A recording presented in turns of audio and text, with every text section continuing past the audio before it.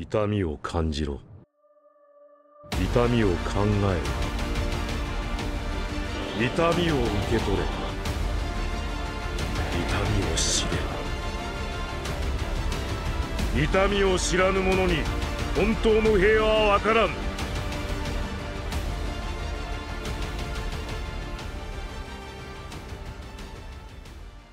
Wesh wesh canapèche, ça se brosse et aujourd'hui au programme, on va revenir sur un élément que j'ai dû balancer 2-3 fois dans l'histoire de cette chaîne, c'est la durée de Naruto. Naruto c'est 700 chapitres, 2 grosses parties, pas mal d'arcs, un nombre incalculable de persos, des événements incroyables, tout ça.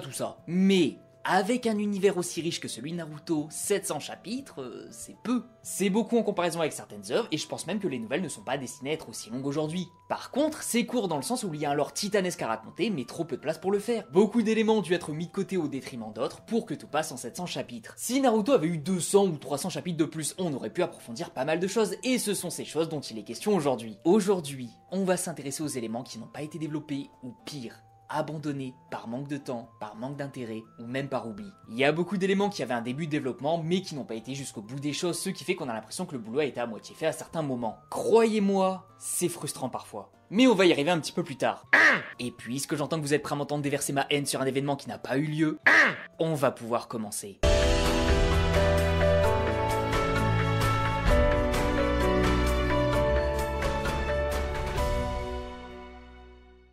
Bon, depuis le début de l'aventure de nos trois héros, il y avait une certaine prédestination concernant leurs capacités. Naruto c'était le raté, mais qui a réussi à devenir assez chaud en ninjutsu assez vite. Le multiclonage se calait vraiment bien à ses prédispositions d'Uzumaki et de Jinchuriki et maîtrisait les invocations très gourmandes en chakra. Sasuke lui avait une certaine affinité avec le taijutsu en recopiant les mouvements de Lee et en les adaptant à son style. Son Sharingan lui donne accès à un corps à corps d'exception, ce qui fait qu'il surclassait ses camarades dans le domaine. Oui, il pouvait utiliser des katon et du Raiton, mais son taijutsu a été énormément mis en avant. Et Sakura, elle avait pas grand chose hein. Selon Kakashi, son truc à elle, c'est le Genjutsu, et il y a une certaine logique vu que c'est celle qui a le meilleur contrôle sur son chakra. C'est ce qui est nécessaire pour l'utilisation du Genjutsu, donc oui, c'est normal. Par contre, on a carrément oublié de donner à Sakura des Genjutsu, je rêve. Kakashi la sauce en disant que c'est elle la plus douée en Genjutsu, mais le seul élément en sa faveur, c'est qu'elle soit capable de briser une illusion que même Shikamaru a pu briser.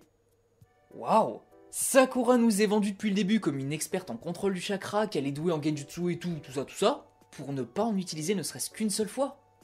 Waouh! Comprend que le côté doué en Genjutsu ne soit qu'une sous-donnée et que ce qui compte c'est son contrôle du chakra, ce qui va mener à son entraînement avec Tsunade et Sakura version Hulk par la suite. Mais c'est vrai qu'on nous l'a quand même teasé et ça n'a jamais été plus loin. L'équipe 7 aurait eu un membre spécialiste de chaque base ninja, mais Naruto et Sasuke ont eu rapidement des pouvoirs si cheatés que tout a été bouleversé. Donc Sakura n'a jamais pu briller en la matière, mais rassurez-vous, ce n'est pas la seule. Ou inquiétez-vous, ça dépend.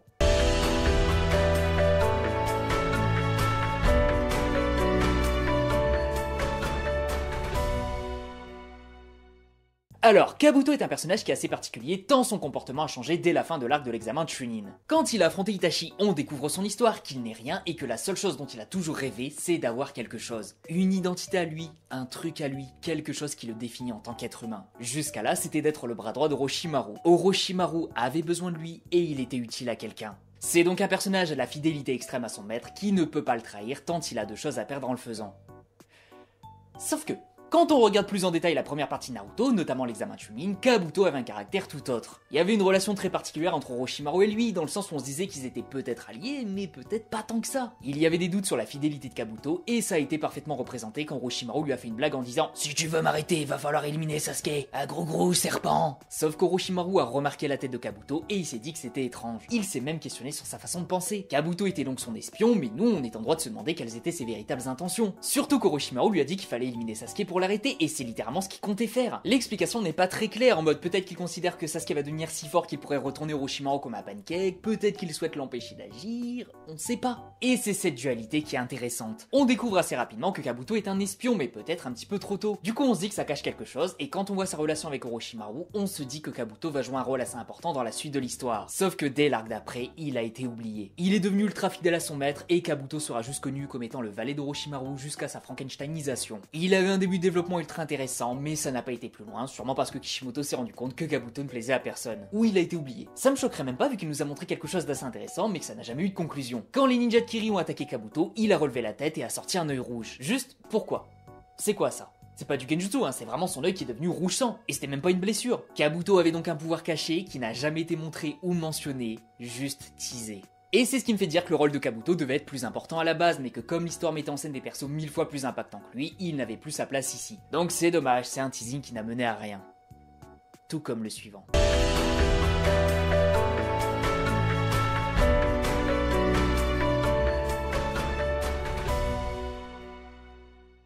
Et oui, on a eu plusieurs teasings d'une potentielle future bagarre entre ces deux-là, mais ça n'a jamais abouti. Dès le début de l'examen, Neji est intrigué par ce nouvel aspirant qui est le meilleur de sa promotion. En tant que meilleur aspirant de sa propre promotion, donc de celle de l'année précédente, il est venu faire le fou. Et les esprits se sont un petit peu échauffés de leur côté, alors que d'une autre, on s'est posé une question. Lequel des deux meilleurs aspirants est le meilleur ? Et c'était plutôt légitime. Surtout qu'en plus, quand Sasuke est devenu Dark Sasuke des ténèbres, Neji semblait se méfier de lui, donc on pouvait clairement imaginer que cette méfiance allait servir à quelque chose plus tard. Et enfin, quand Neji met une fessée aux fesses d'Hinata, Kakashi lui-même reconnaît que Sasuke risque de ne pas être assez puissant pour le gérer, ce qui montre encore une fois que les deux sont reliés. D'ailleurs, on pourrait même imaginer que l'introduction du Byakugan a servi à semer les graines de leur futur affrontement pour décider de quelle pupille est la meilleure. Bref, Neji et Sasuke avaient un parcours qui semblait les mener l'un contre l'autre à un moment donné, mais ça ne s'est pas passé comme ça. Et qu'on s'entende, je pense que c'était plus intéressant de ne pas les avoir fait s'affronter. Le fait que Naruto veuille surpasser Sasuke et qu'il arrive à battre un adversaire potentiellement plus fort que lui est vraiment un bon moyen de faire grandir leur rivalité. Mais c'est vrai que quand on écoute la majorité des fans, ce combat était probablement le plus attendu tant il faisait sens avec les différentes graines semées par-ci par-là. On n'a donc jamais eu ce combat et c'est un petit peu dommage, mais bon, c'était mieux de ne pas l'avoir pour la narration, donc arrêtez de vous plaindre, bande d'ingrats.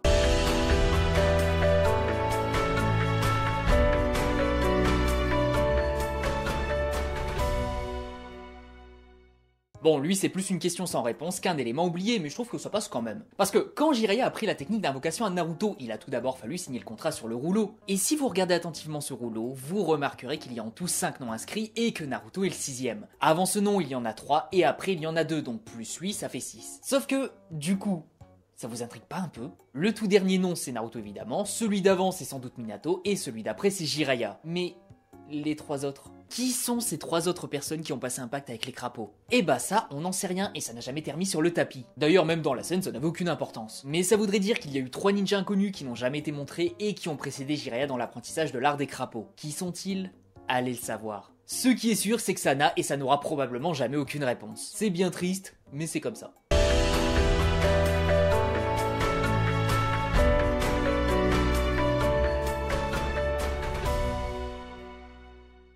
J'ai fait exprès de ne pas la mettre dans la transition parce que je vais vous poser une question avant. Qui est Yugao? C'est dur, hein. Bah, c'est dur parce que c'est un personnage qui avait un petit potentiel mais qui a juste été oublié. Il s'agit de la copine d'Ayate Gecko, l'examinateur de l'examen Chunin. Le mec qui a le Covid. Yugao est une embout et elle semblait prendre la direction d'un personnage secondaire classique, mais quelle ne fut pas notre surprise en apprenant qu'elle a juste été reléguée au 3ème plan avant même d'être arrivée au 2ème. Quand Baki a tué Ayate, Yugao s'est juré de venger sa mort. Elle a pris part à la contre-offensive de Konoha contre Oto et Suna, mais rien d'autre. Et là j'ai vraiment l'impression qu'on l'a juste oublié. Genre, moi je suis l'auteur de Naruto, je montre une altercation entre Yugao et Baki. Mais que dalle! Par la suite, Suna et Konoha se sont à nouveau alliés, et ça aurait été l'occasion de voir la réaction de Baki et Yugao par rapport à ça. Est-ce que Yugao en veut toujours à Suna? Est-ce que Baki a des remords? Est-ce que Konoha est ne serait-ce qu'au courant de qui est l'assassin? On n'en sait rien, et c'est grave dommage parce que je trouve Yugao quand même assez sympa. Dans ma tête, je l'ai toujours vue comme la représentante des embouts, donc oui, elle avait une certaine importance. En plus, il y avait la relation senpai-stagiaire avec Kakashi qui aurait pu être sympa à développer. Mais ouais, après l'examen Chunin, on la voit plus, et sa seule utilité dans le reste du manga a été de faire partie de la garde personnelle de Tsunade pendant l'attaque de Pain. Pourtant, il y avait moyen de faire quelque chose de ce personnage, mais on n'a pas été chercher très loin. Est-ce à cause du fait que ce soit une femme? Connaissant Kishimoto, c'est malheureusement possible.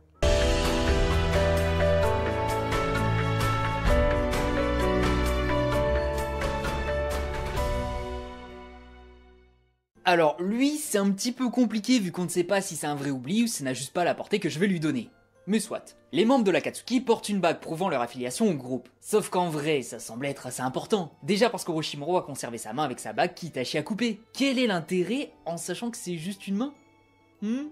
Aussi, l'Akatsuki semble avoir à cœur de récupérer les bagues des membres déchus, donc c'est que c'est un véritable intérêt, c'est pas juste la carte du club de golf qu'il faut présenter à l'accueil pour accéder au green et avoir de consommation gratos. J'arrive pas à imaginer Pain ou Obito en avoir quelque chose à faire de ce genre de broutille. Et surtout, la disposition des membres de l'Akatsuki sur la statue Gedomazo correspond à leur bague, du moins à la position de cette dernière sur la main du porteur. On peut donc assez facilement imaginer que la bague avait un rapport avec le scellement des bijoux ou quelque chose du genre. Mais très vite, elles sont devenues inutiles, genre juste un accessoire sans grande valeur narrative. Est-ce que l'auteur aurait oublié leur importance, ou vu qu'il les a pas vraiment développés, il les a dégagés de la narration parce que flemme de s'encombrer de détails inutiles? À voir.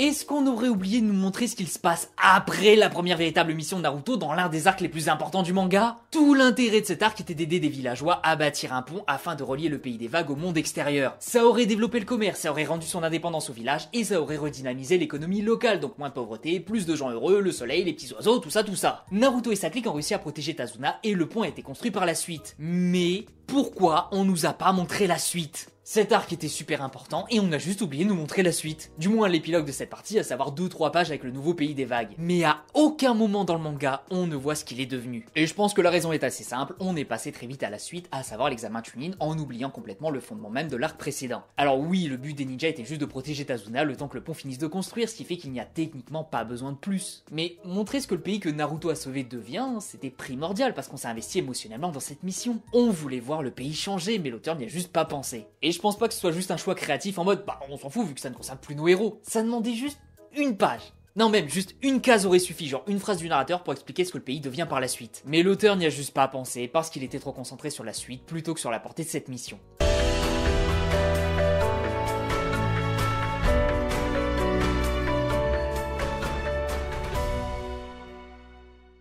Après avoir vaincu Pain, Naruto a fait une promesse à Konan, restaurer la paix au village d'Ame. Ensuite, il y a eu le conseil des 5 Kage, ensuite la maîtrise de Kyuubi, la grande guerre, Jubito, Jubidara, Kaguya, Sasuke le rebelle, et fin du manga. Naruto, Non? Genre ça te dit quelque chose? Parce que oui, c'est pas parce qu'on ne le voit pas que ça n'existe pas. Naruto a très bien pu apporter la paix hors écran et le village d'Ame vit actuellement en paix grâce à lui. Mais le problème, c'est que là, j'ai la sensation que l'auteur n'y a juste pas pensé. Il y avait tellement de choses à raconter par la suite que la promesse de Naruto à Konan s'est juste noyée dans la masse. Et dites-vous que la chose la plus ressemblante à une suite avec le village d'Ame, c'est Naruto Shometsu. Non, sans déconner, allez regarder, c'est trop cool. Bref, l'auteur a fait faire une promesse à Naruto et a oublié de lui faire tenir. C'est un peu dommage. Surtout qu'après Nagato, on se doute que c'est Konan qui est devenu la chef. Mais après elle, c'est qui? Eh ben moi je pense que l'explication est assez simple. En fait...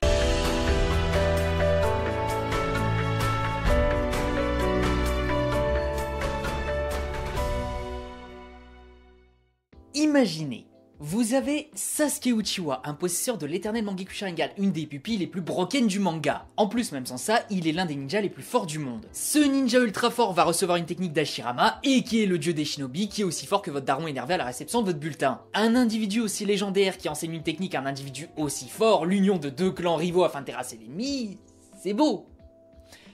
Vous vous en souvenez de ce jutsu ? Non? Bah peut-être parce que l'auteur ne s'en souvient pas non plus. Il a mis un flashback, on voit Hashirama proposer ses services à Sasuke, ce dernier accepte, il part affronter Madara, et il s'en sort... bon, pas trop mal. Ouais. Mais au moins il a survécu, donc tout n'est pas perdu, il a encore l'occasion d'utiliser son nouveau jutsu, hein. Hashirama? Oui. Tu lui as bien enseigné un jutsu, rassure-moi. Oui. Et avec il peut tuer Madara? En effet. Donc là il y a juste à faire diversion où il est fini. Exact. Et il l'a utilisé par la suite? Non. Hein? J'ai dit non. Mais... Attends, je comprends pas, il peut tuer Madara avec? Oui. Bah alors, pourquoi? Pourquoi pas? Mais je... Il est vraiment con. Il est con, ouais. Bon, plus sérieusement, l'auteur donne une nouvelle technique à Sasuke qui a le potentiel de vaincre Madara. Cette technique vient d'Hashirama, il l'a appris à Sasuke parce qu'il ressemble à Izuna. Je suis désolé, mais la narration semble indiquer que cette technique est importante. Mais dans ce même chapitre, Sasuke devient une perche à selfie et plus jamais cette technique n'est mentionnée. Alors oui, Madara est devenu bien plus fort au moment où ils se sont réveillés de leur mort et ensuite ils ont eux-mêmes reçu de nouveaux pouvoirs bien supérieurs à Hashirama, mais mettre autant l'accent sur une technique pour ne pas l'utiliser, vous appelez ça comment? Heureusement que ça arrivait qu'une seule fois. N'est-ce pas? Ouais bon ok, ça arrive à plusieurs reprises dans l'œuvre, mais au moins ce n'est arrivé qu'une seule fois pendant la guerre. Quoi, qu'est-ce qu'il y a?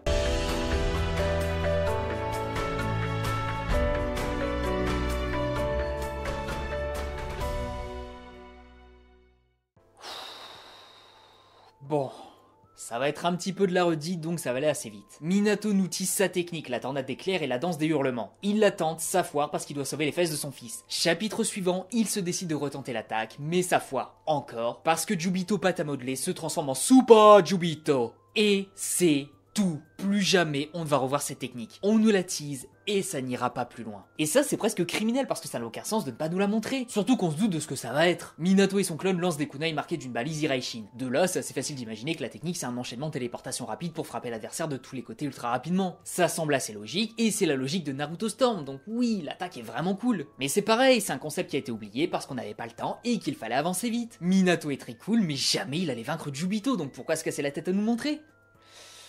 Aïe aïe aïe aïe, c'est triste.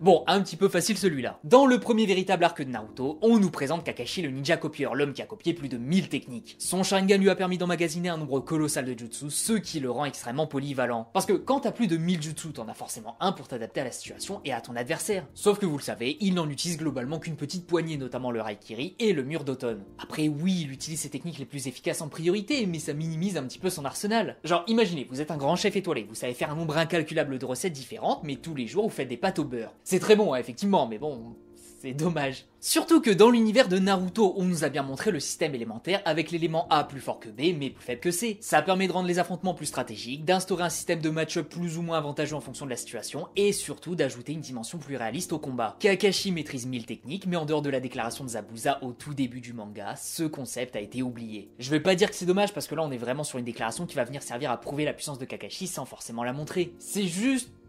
ouais bon finalement oui, c'est un petit peu dommage de n'utiliser que les mêmes jutsu encore et encore. On aurait pu montrer Kakashi qui tient la Dragéote face à des ennemis plus puissants grâce à sa polyvalence et au système de match-up. Si l'adversaire est un maître dans le Katon, alors il peut n'utiliser que des Suiton pour prendre l'avantage. Et comme il maîtrise tous les éléments et plus de 1000 techniques, ça aurait été difficile d'avoir l'avantage sur lui dans le domaine. Dans le manga, cette idée est sous-entendue, mais on ne s'est jamais vraiment étendu dessus, ce qui fait qu'il s'agit d'un nouveau concept oublié.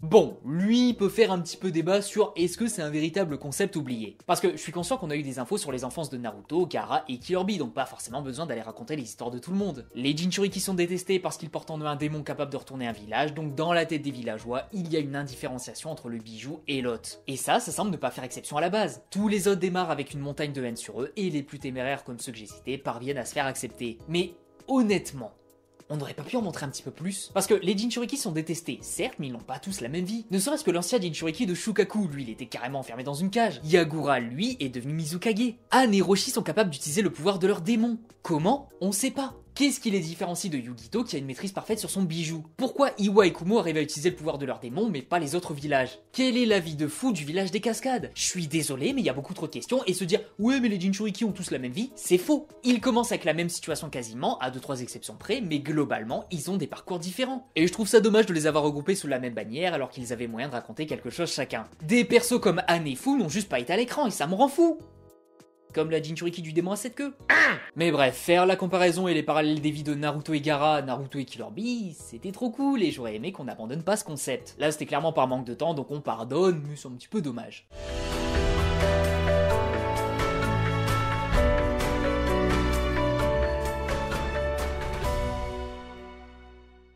Dans la légendaire première partie Naruto, on découvre que le village rival de Konoha sera le village du son créé par Orochimaru. Ce village est constitué de ninjas au pouvoir extrêmement particulier vu que pas mal d'entre eux sont issus de modifications génétiques. Et le problème c'est que passé la première partie, on n'a plus rien sur ce village. Je suis conscient que ce village ne sert qu'à servir les ambitions d'Orochimaru et qu'on ne peut pas parler d'un véritable village, plutôt d'une sorte d'agglomérat de ninjas à son service. Mais c'est quand même un petit peu dommage au vu de son potentiel. Dites-vous que certains des pouvoirs les plus cheatés du manga viennent des ninjas du son, comme la faculté d'absorber le chakra, les genjutsu avec la flûte ou ne serait-ce que la marque maudite. Avec le time skip, on aurait pu imaginer assez facilement Orochimaru se constituer une armée encore plus conséquente avec des nouvelles manipulations génétiques de l'espace. Imaginez des ninjas capables de tenir tête à des membres de l'Akatsuki.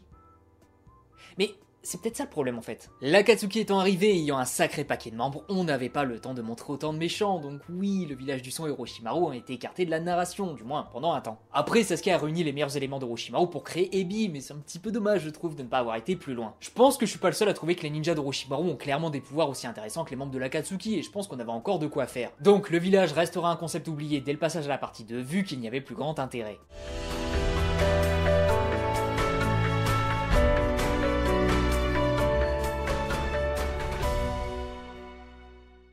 Ça fait un moment que je fais des vidéos et que vous les regardez avec assiduité.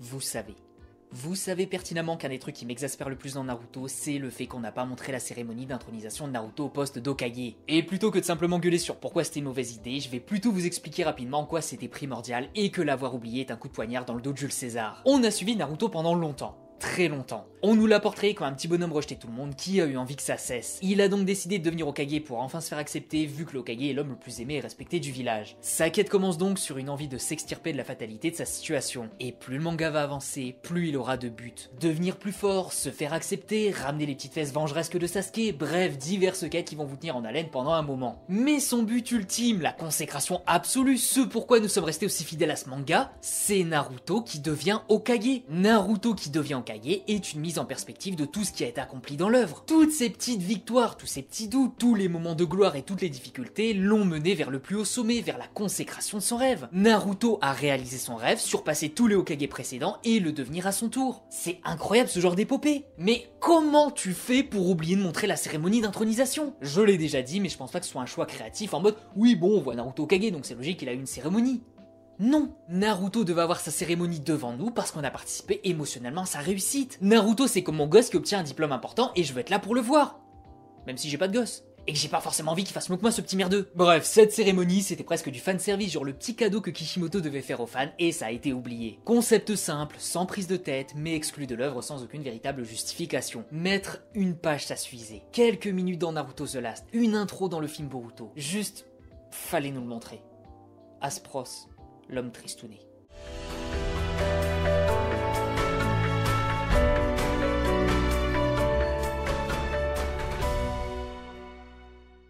Bon allez, pour finir, un petit vrac de différents concepts que j'ai quand même envie d'évoquer malgré le fait qu'ils sont pas si importants que ça pour l'histoire. C'est vraiment pour faire passer tout le monde, comme ça tout le monde sera mis un petit peu en lumière. Donc nous avons l'importance d'Anko qui a clairement été oubliée. Elle était la kunoichi qui faisait le lien entre Konoha et Orochimaru, entre Sasuke et Orochimaru, et on pensait qu'elle allait faire plus. Mais non. On a aussi le fameux combat retour Neji contre Lee qui n'a jamais été fait. Le but de Lee était de vaincre Neji mais il n'a pas eu l'occasion de le faire. Et ça va être un poil tendu de le faire aujourd'hui dans Boruto parce que... vous savez. Et en parlant de l'équipe de Guy, on a Tenten qui récupère les armes du Rikudo. On fait quoi de cette info? Pourquoi elle les utilise pas dans Boruto? En sachant qu'elle savait déjà les manier pendant la guerre, donc avec 16 ans de plus, il y a moins qu'elle sache encore s'en servir, non? Et Dosu? Vous vous souvenez de Dosu? Il s'était engagé dans une petite guerre avec Orochimaru, mais pourquoi? Dans quel but? S'il avait réussi à tuer Sasuke, qu'est-ce qui aurait changé? Il voulait être le favori d'Orochimaru ou il voulait le soulever? Bah ça aussi on l'a zappé à cause de sa mort pas du tout prévisible. Et aussi, Sakumo supérieur au Sennin. On nous le tease comme étant le boss suprême à Konoha et la seule fois où on le verra, il fera un feu de camp. Kishimoto l'aurait-il oublié pendant la guerre? Et puis même, comment un ninja aussi puissant est censé rater une mission, aussi difficile soit-elle? Jiraiya a failli battre le chef de l'Akatsuki, alors imaginez Sakumo. Et en parlant de perso qu'on n'a jamais vu... Mangetsu? Ça vous dit quelque chose? Non parce que les épéistes de Kiri sont sympas, mais il y a que les maniures de 3 épées qui sont un petit peu développées. Tu instaures un système d'épéistes et tu les montres se faire rect hors écran pendant la guerre. Cool. Et les autres pays, genre qui font pas partie des 5 grandes nations, on a oublié? Ou alors le système économique des entités autres que les villages ninja. Genre à Tanzaku, les paris sont légion. Est-ce qu'on aurait oublié que l'argent faisait avancer le monde et que même les membres de l'Akatsuki étaient assujettis à trouver de l'argent avant d'entamer les missions de récupération des bijoux? Donc oui, il y a pas mal de concepts qui ont été instaurés, mais qui ont été oubliés très rapidement après. Mais bref, on va pouvoir s'arrêter là. Selon vous, quels sont les concepts oubliés les plus rageants? Est-ce qu'il y en a d'autres? On en discute dans les commentaires. En attendant, je vous dis à la prochaine pour une nouvelle vidéo. Des bisous les gens, prenez soin de vous, et la prochaine fois au programme, un exposé sur la congolexicomatisation des lois du marché propres aux Congolais. Parce qu'on sait tous qui sont les plus grands fans de Naruto. Racismo no Jutsu.